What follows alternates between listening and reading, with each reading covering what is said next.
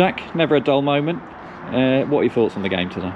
You obviously give ourselves the mountain to climb going 2-0 down. I think the most frustrating thing we spoke about at half time was we were 2-0 down not because we were awful or they were particularly better than us, but just individual errors that we had made.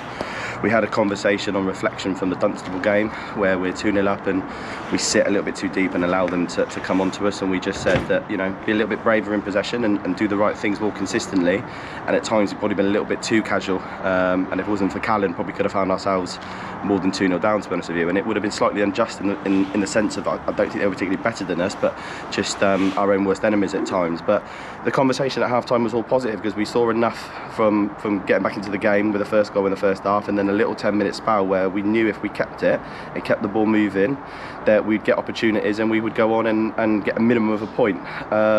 We set ourselves a target at the start of this month on how many points we want, and that helps massively to what we think we need as a group and where we need to be by the end of next weekend.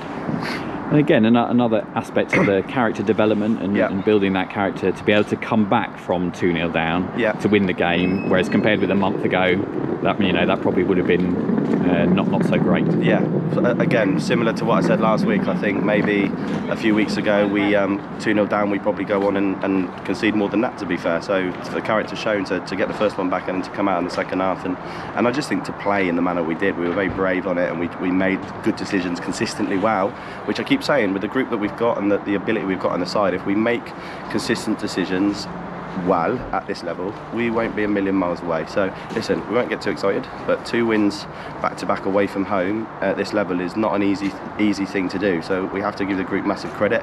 But there's an important fixture next week against Hadley at home where we haven't registered a league win yet, and it's really important that we keep that momentum for next week. As you say, three home games in a row now, so how are we going to keep that momentum going? Just doing the right things. Listen, I said last week before the Dunstable game to the group, I feel that the group is in a really good place. In terms of me being in change rooms as a player and a coach, I think at the moment the vibe we've got is probably the best I've ever been involved in.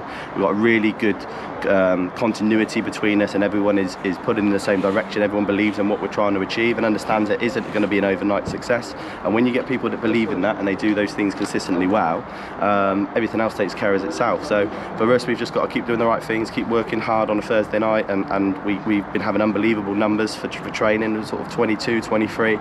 Considering I can only pick 16, that's how competitive, because people want to be about what we're doing at the moment and what we're trying to achieve. Congratulations, Jack. Enjoy your Saturday night. Thanks, Paul.